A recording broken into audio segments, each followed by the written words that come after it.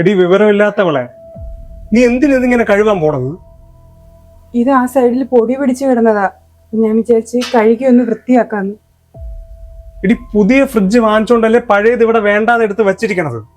അതിനെ പിന്നെ വീണ്ടും സോപ്പ് വെള്ളം ഇട്ട് കഴുകണം എന്തിന്? എന്താ ചേട്ടാ ഇവിടെ? എടി നീ മണ്ടി കാണിച്ചു വെക്കുന്ന പരിപാടികൾ കാണുന്നുണ്ടാ? അയ്യേ ചേച്ചി, ഇലക്ട്രോണിക് സാധനമൊക്കെ ആരെങ്കിലും സോപ്പിട്ട് കഴുകുവോ? അതിന് ഇലക്ട്രോണിക്കിന്റെ സ്പെല്ലിങ് പോലും അറിഞ്ഞൂടാത്ത ഇവളെ ഇതല്ല ഇതിന്റെ അപ്പുറവും കാണിക്കും. ഗതിയില്ലാത്ത വീട്ടിൽ നിന്ന് പോയി കല്യാണം കഴിച്ച ഇതൊക്കെ കാണേണ്ടി വരും. സർവത്ര എച്ചിത്തനവും പിശുക്കും. ഇതിന് ചേച്ചി വെയിലത്തിട്ട് തിരിച്ചും മറിച്ചിട്ട് ഉണക്കുവോ?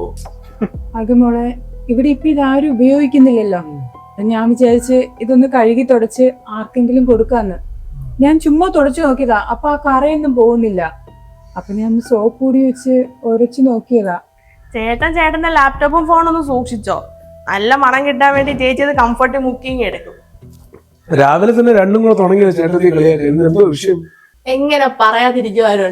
ഫ്രിഡ്ജൊക്കെ സോപ്പ് കൂടി മുക്കി എടുക്കുന്നു. എവിടെയെങ്കിലും കണ്ടിട്ടുണ്ടോ? അരുണെ, അതിവിടെ തൂക്കാൻ വരുന്ന ചേച്ചിയില്ലേ, ആ ചേച്ചിക്ക് കൊടുക്കാനാണ്. അവരുടെ മോളെ സ്കൂളിൽ പോകുന്ന പ്രായമോ. ചേച്ചി രാവിലെ ജോലിക്ക് വരുന്നോണ്ട് ആഹാരം ഒന്നും കൊടുക്കാൻ പറ്റുന്നില്ല. രാത്രി ആഹാരം ഉണ്ടാക്കിയാലേ അത് പാക്ക് ചെയ്ത് വെക്കാം. ഒരു ഫ്രിഡ്ജ് ഉണ്ടായിരുന്നെങ്കിലെന്ന് എപ്പോഴും ആ ചേച്ചി പറയും. ഞാൻ വിചാരിച്ച് ഇതെന്തായാലും അവർക്കങ്ങ് കൊടുക്കാന്ന്. ഇതൊക്കെ അവരുടെ ഒരു അടവല്ലേ.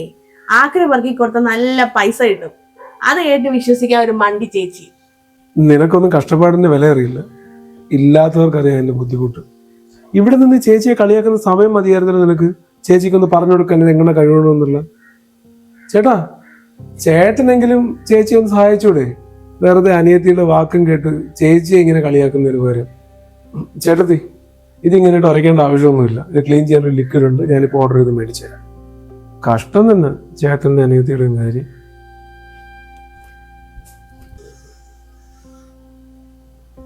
എടി എനിക്ക് പലപ്പോഴും തോന്നിയിട്ടുണ്ട് ഇവളെ സ്വന്തം അനിയനാണ് നിന്റെ ഭർത്താവ്.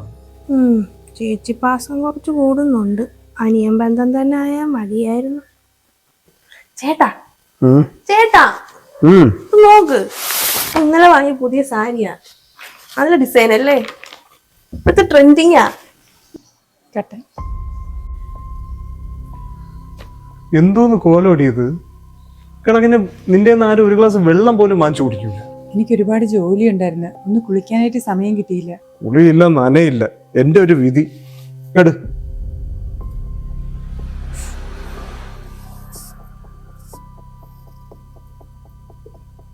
എന്തോന്നടി ഇത്? നിനക്ക് ആ മുടി വാരി കെട്ടി വെച്ചിട്ട് ആഹാരം ഉണ്ടാക്കിയാ പോരി. ഇതെന്തോന്നത് മുടി? അയ്യോ, ഞാൻ കണ്ടില്ലായിരുന്നു. ഈ അഴുക്കിലൊക്കെ കൈ ഇളക്കി ആഹാരം കഴിക്കുന്ന ശീലം അരുണും ചേച്ചിക്കും കാണും. എനിക്കും ചേട്ടനും അങ്ങനെ ജീവിക്കേണ്ടി വന്നിട്ടില്ല. വെട്ടവും വെളിച്ചവും ഇല്ലാത്ത വീട്ടിലല്ലേ ചേച്ചി വളർന്നത്. അപ്പൊ കറിയിൽ വല്ല പല്ലിയോ പാറ്റയോ മുടിയോ ഒക്കെ വീണാലും ഇവരെ അറിയത്തില്ല. അതങ്ങ് കഴിക്കും. പക്ഷെ അതൊന്നും ഇവിടെ പറ്റില്ല. കണ്ടിട്ട് അറുപ്പ് തോന്നണ? അങ്ങനെയാണെങ്കിൽ നീ ഇനി പട്ടിണിയാവുമല്ലോ. എടി, സ്വന്തം കൈകൊണ്ട് വല്ലതും വച്ചുണ്ടാക്കി കഴിക്കാൻ അറിയാവുന്ന നീയാണ് ഈ ഡയലോഗ് എടുക്കുന്നെങ്കിൽ പറയായിരുന്നു. 24 മണിക്കൂർ ചേട്ടത്തിമ്മ ഉണ്ടാക്കി തരുന്നതല്ലേ ഇരുന്ന് കേറ്റുന്നത്. ശരിയാ നീ പറഞ്ഞത്, നല്ല സാരിയാ. ഒരു സാരി നീ ചേച്ചിയും കൂടെ വാങ്ങിച്ചു കൊടുക്കടി. എന്തിന്? ഇതൊക്കെ അശ്വതിക്കേ ചേരത്തുള്ളൂ. ഈ അടുക്കള കിടക്കണ ഈ പഠിപ്പും വിവരം ഇല്ലാത്തവർക്കൊക്കെ ഈ സാരി വാങ്ങിച്ചു കൊടുത്ത് എന്തിനാണ് ഈ അലമാര നിറയ്ക്കാൻ പോണം? ചേട്ടൻ കെട്ടൊന്ന് പണ്ടേ ചേച്ചിക്ക് വാക്ക് കൊടുത്തിരുന്നല്ലേ, അതുകൊണ്ട് പഠിക്കാതെ ഇരുന്നാണ്. ഏത് സമയത്താണോ എന്തോ അച്ഛന്റെ വാക്കും കെട്ടി പുറപ്പെണ്ണ കെട്ടാൻ തോന്നി. ഇടി നീ ചെയ്തതുപോലെ കോളേജിൽ പഠിച്ചിരുന്നപ്പോ അങ്ങ് സ്നേഹിച്ച് കെട്ടിയാൽ മതിയായിരുന്നു. അതങ്ങനെ കുടുംബത്തിന്റെ മൂത്ത ഇതായിരിക്കും. അച്ഛന്റെ വാക്ക് സംരക്ഷിക്കാൻ വേണ്ടി കയറി കെട്ടിയതാ. എന്നിട്ടിപ്പോ എന്റെ ജീവിതം. അശ്വതി, നിനക്ക് ഓഫീസിൽ പോകുന്ന സമയമായില്ലേ? ഇവിടെ ഇരുന്ന് സമയം വേസ്റ്റ് ചെയ്ത് പെട്ടെന്ന് പോകും. എനിക്ക് 100-110 വണ്ടി ഓടിക്കാൻ പറ്റും. ചെല്ല്. ചേട്ടനൊന്ന് വെയിറ്റ് ചെയ്യും. ഞാൻ വേറെ ചായ ഇപ്പൊ ഉണ്ടാക്കി തരാം. അയ്യോ വേണ്ടേ, ചായ കുടിക്കാനുള്ള മൂഡ് തന്നെ പോയി. നീ ഒരു കാര്യം ചെയ്യും, ഈ ഉണ്ടാക്കി വെച്ച ചായകളെല്ലാം കൂടെ നിന്റെ വായി തന്നെ എടുത്തോടി. അല്ലെങ്കിൽ തന്നെ നിനക്ക് ഇവിടെ എന്തോന്നാണ് പണി? തിന്നുക, കുടിക്കുക, TV കാണുക, മറ്റൊന്നും ഇല്ലല്ലോ.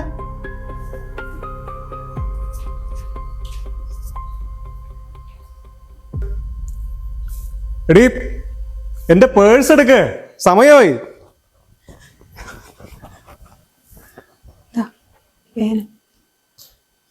പിന്നെ അശ്വതിയുടെ അരുണിന്റെയും എന്റെ ഫുഡൊക്കെ പാക്ക് ചെയ്താ? ഇല്ല, എന്നെ അവരവരുടെ ബാഗിൽ വെച്ചിട്ടുണ്ട്. അയ്യേ എന്റെ ചെരുപ്പിൽ മൊത്തം പൊടി. ഇനിയിപ്പോ ഇത് കഴുകിയിട്ട് ഇറങ്ങണം. നീ ഷൂസ് എടുത്തിട്ട് പിന്നെ ഈ ഔട്ട്ഫിറ്റിന് ചേരത്തില്ല. അത് വേണ്ട, അവളത് തുടച്ചു തരും. ഡേ ആ ചെരുപ്പൊന്ന് തുടച്ചു കൊടുത്ത അവളെ. അതെ, ചേട്ടത്തി നിന്ന് ഇവളുടെ ചെരുപ്പ് കഴുകുന്നു.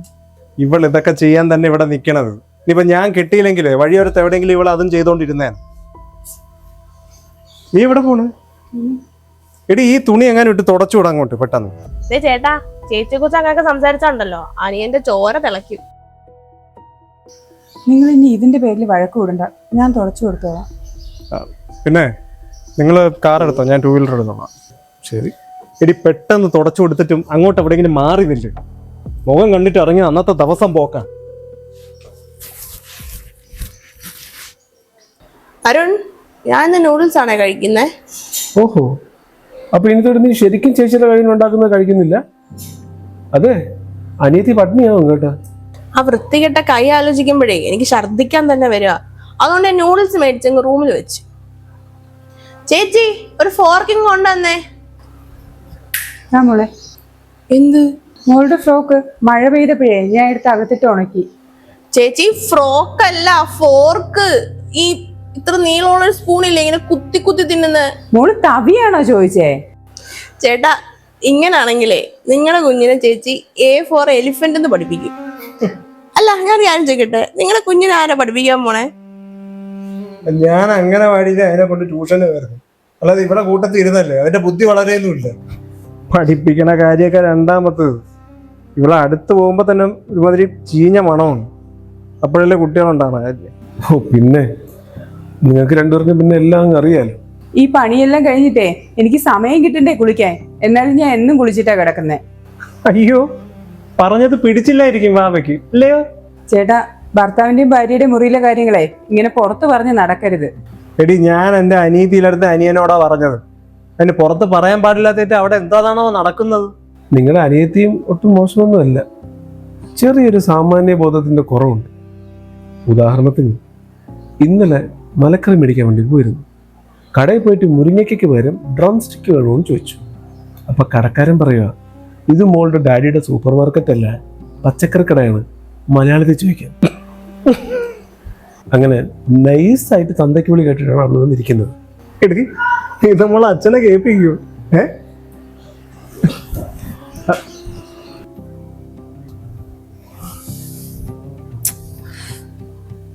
ഇവിടെ വന്നിരുന്നാലേ ചേച്ചിയെ പൂജിക്കാൻ പറ്റത്തില്ല.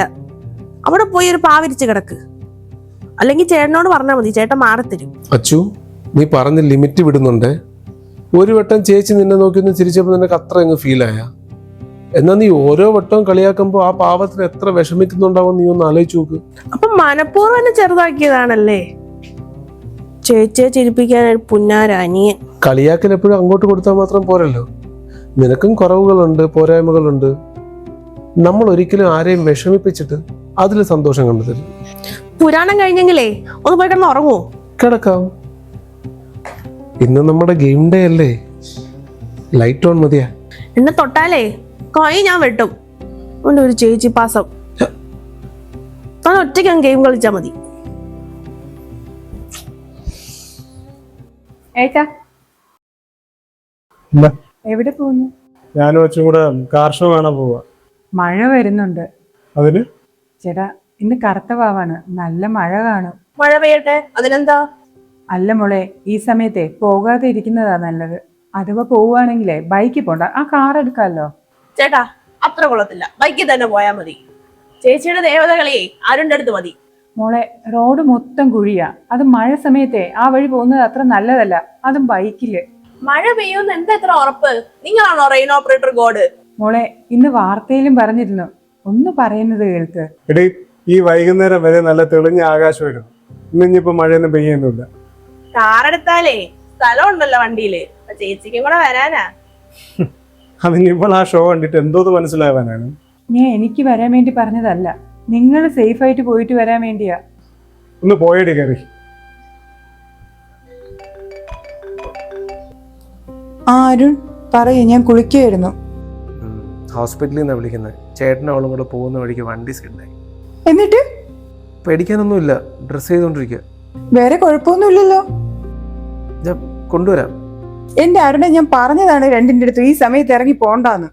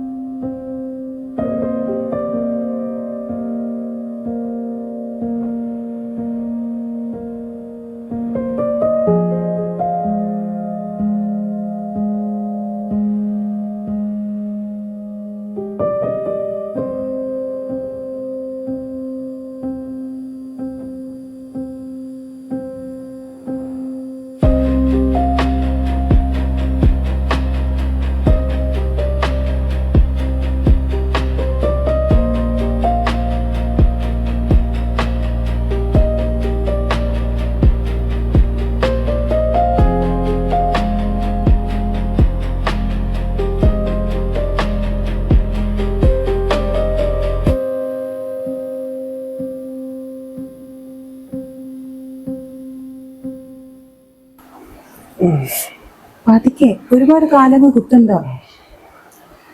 ചേട്ടാ തനിയെ നടക്കാൻ നോക്ക്. ആ മുഷിഞ്ഞ മണം അടിച്ചാൽ തന്നെ ചേട്ടൻ തല കറങ്ങി വീഴും. എടി ചേച്ചി മുഷിന്നുണ്ടെങ്കിലേ അത് നിന്നെയും ഈ വീടും ഒക്കെ നോക്കിയിട്ടാണ്. അല്ലാതെ ഇങ്ങനെ കാലും കയറ്റി വെച്ച് ചൊറയും കുത്തി കമന്റ് അടിച്ചിരുന്നിട്ടല്ല.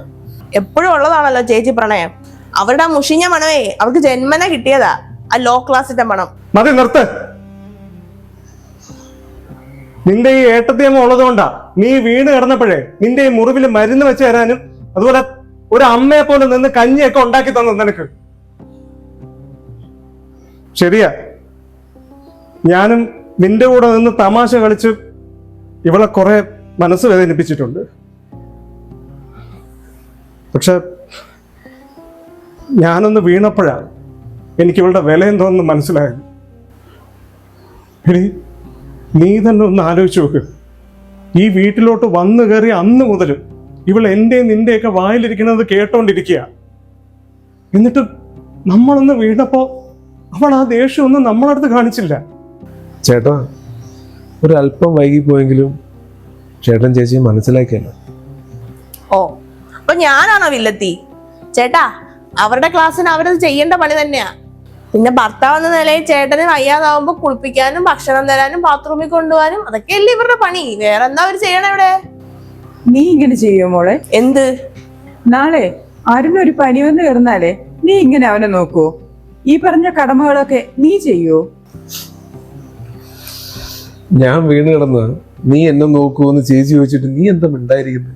പിന്നെ അവരുടെ ചോദ്യത്തിന് ഉത്തരം പറയാനല്ലേ ഞാൻ ഇവിടെ ഇരിക്കുന്നേ. എന്നാ ഞാൻ ചോദിക്കാം നിന്റെ അടുത്ത്, ചേച്ചി ചേട്ടനെ നോക്കിയ പോലെ നീ എന്നെ നോക്കും? ഞാൻ മേടിനെ വെക്കും. എടി, അതാണ് നീയും ചേട്ടത്തിയും തമ്മിലുള്ള വ്യത്യാസം. ചേട്ടന് വേണമെങ്കിൽ ഒരു മേടിനെ വെക്കാറുണ്ടല്ലോ, പക്ഷെ ചേച്ചി തന്നെ കൂടെ നിന്ന് ചേട്ടനെ സുഖപ്പെടുത്തി എടുത്തില്ലേ? അതാണ് സ്നേഹം. അച്ചു, പഠിപ്പും ജോലിയൊക്കെ ഉള്ളത് നല്ലതാണ്. ഇന്നത്തെ കാലത്തെ സ്ത്രീകൾ സ്വന്തം കാലിൽ നിൽക്കണം, ഉയരങ്ങൾ കീഴടക്കണം. പക്ഷേ അതൊന്നും ഒരിക്കലും അഹങ്കാരമാവരുത്. ചേട്ടത്തമ്മയുടെ മനസ്സ് നല്ലതാണ്. അവർ ശരിക്കും പഠിച്ച് നല്ലൊരു ജോലിയിലിരുന്നെങ്കിലേ നിന്നെക്കാൾ ഉയരങ്ങളിൽ ചേട്ടത്തമ്മ എത്തിയനെ. എന്റെ പൊന്നാരോട് ഒന്ന് നിർത്ത്. എപ്പോഴും ഉണ്ട് ചേച്ചി ചേച്ചി ചേച്ചി. ഒരു കാര്യം ചെയ്യ്, പാഞ്ചാലിയെ പോലെ അവരെ ദോഞ്ചാലി എടുത്താൻ വെച്ചോണ്ടിരിക്കും. അശ്വതി, ഒരൊറ്റ ഒരെണ്ണം തന്നോണ്ടല്ല മേല നീ ഇമാതിരി ഭാഷ ഈ വീട്ടിൽ സംസാരിക്കുന്നത്. പറഞ്ഞു മനസ്സിലായ? പ്രായത്തിൽ ചെറുതല്ലേ, കൊച്ചല്ലേന്ന് കരുതിയാ ഞാനൊന്നും മിണ്ടാത്തത്. ഇനി മേലാൽ എന്നെ കുറിച്ച് ഇങ്ങനെ പറയരുത്. എടി, ഇത്രയൊക്കെ സംഭവിച്ചിട്ട് നീ ഇതുവരെ പഠിച്ചില്ലല്ലോ. ഒന്ന് നന്നാവാൻ നോക്ക്.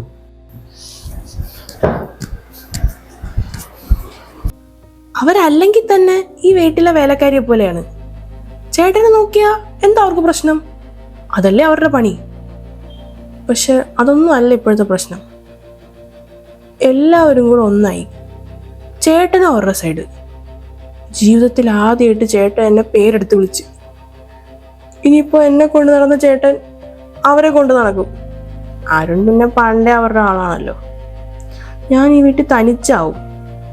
ഇവരെല്ലാവരും എന്നെ കളിയാക്കും. അത് സമ്മതിച്ചു കൊടുക്കരുത്. കാണിച്ചു തരാടി നിനക്ക്. ഹലോ അമ്മ.